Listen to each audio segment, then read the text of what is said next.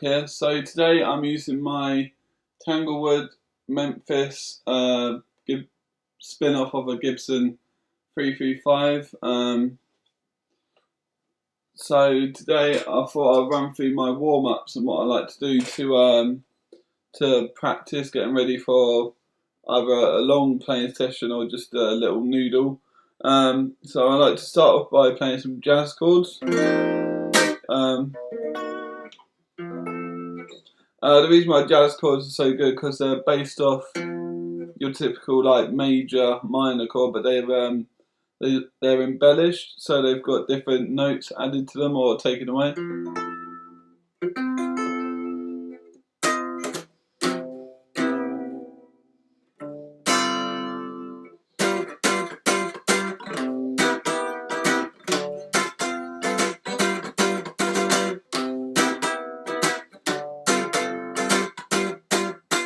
So you can muck around with the typical chord progression of jazz, which is 2-5-1. And also I like to play different genres, so I go from jazz to funk to loosen up the wrist and get the...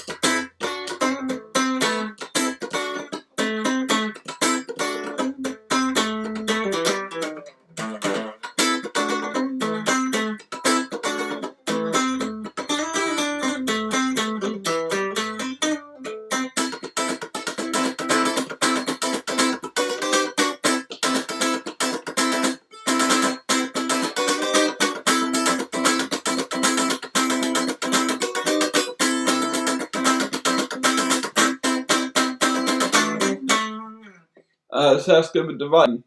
Different rhythmical strumming patterns, so like 16th notes. So if I was to break that down, you got and explain a bit about what that is. We won't go too much into detail, but so you got the beat on the first beat. So you got 1, 2, 3, 4, 1, 2, 3, 4, and take note as well that I'm muting the strings. As you can see, I'm just resting.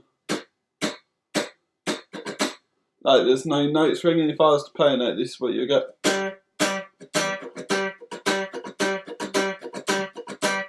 So in this case, I'm muting and getting like a sort of scratchy sound.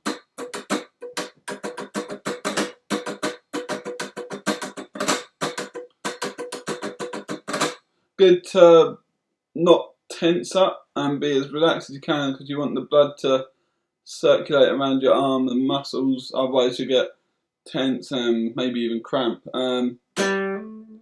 So with funk, you want to be like static with your chords. The static means you're squeezing the notes or the chords.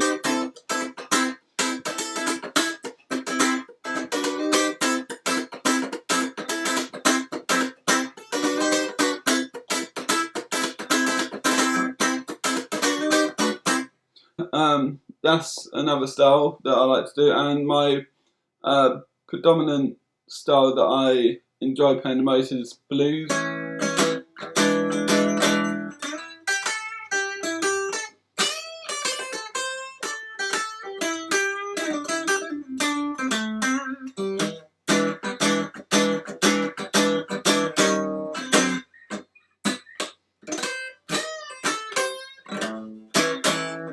It's good because it gives you a whole variety of licks and fills and riffs that you can come up with, and you don't have to stick to the 1-4-5, but that is a good base to start with, like staying to the sticking to the original chord progression so you get the feel.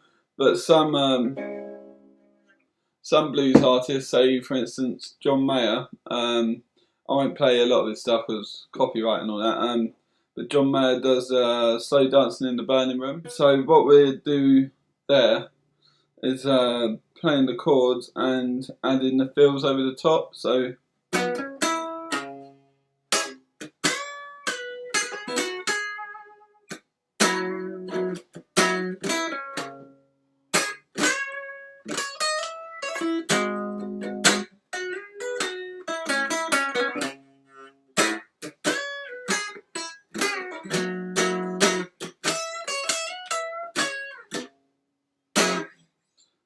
blues is a good one to explore the fretboard from getting down to point. point A all the way up to point B. For those who don't know, the guitar restarts itself after the 12th fret.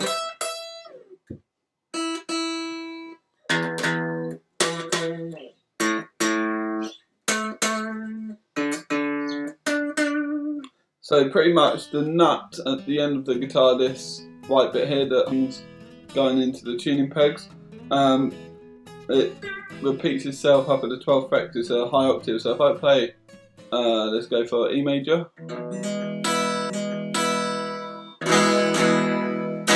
and play it here up at the 12th fret, you get this.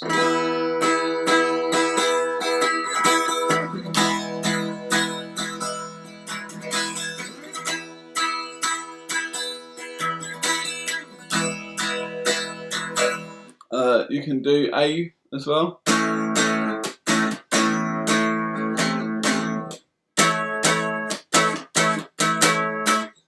D major.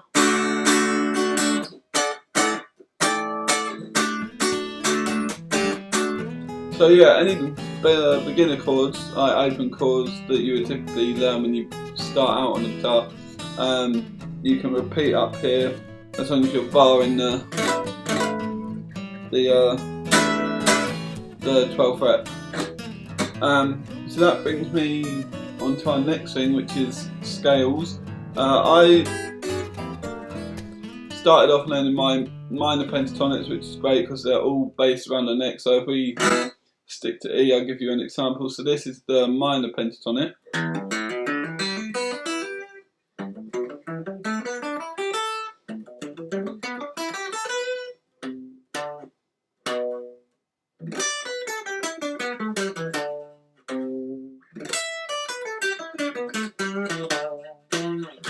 And then it starts again.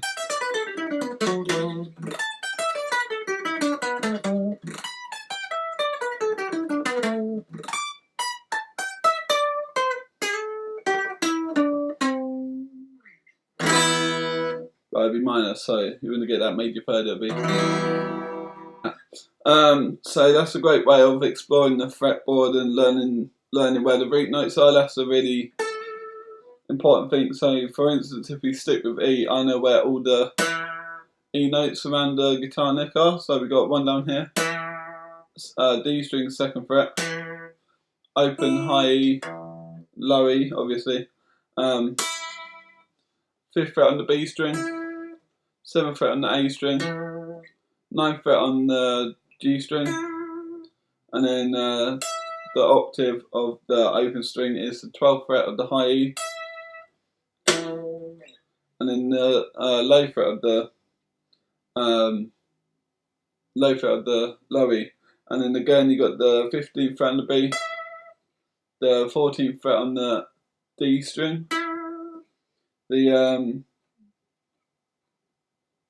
19th fret on the A string,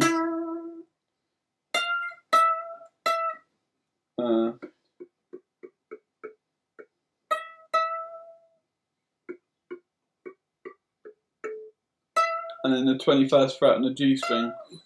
So what you could do, once you've learned your minor pentatonic, you can build these little runs, and you can land on the root, get used to where the root note of what key you're playing in. I hope I'm making sense here. It's quite deep into the theory, like beginner theory.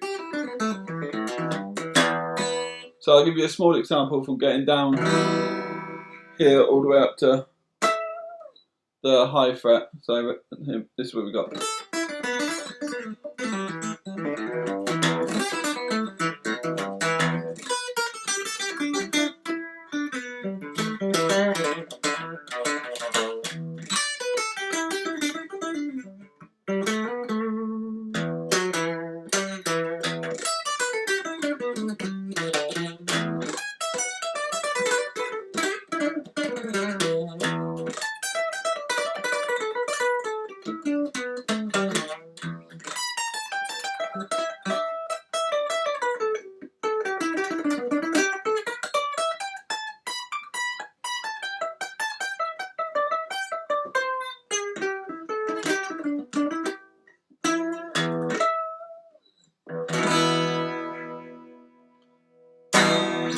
So yeah, that's what I like to do when I warm up, build little runs up and down the neck, and then I come up with my own licks and parts to put together to write a song.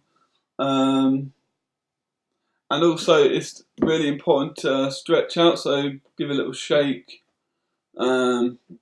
extend, pull your fingers back just so the muscles don't get cramp. Do this on each finger. Do it for until it hurts.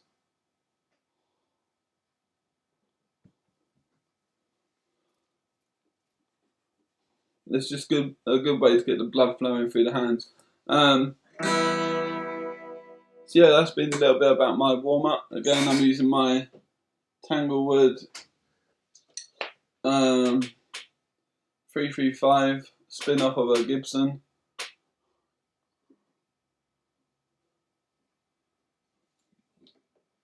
Yeah, so I will see you in my next video.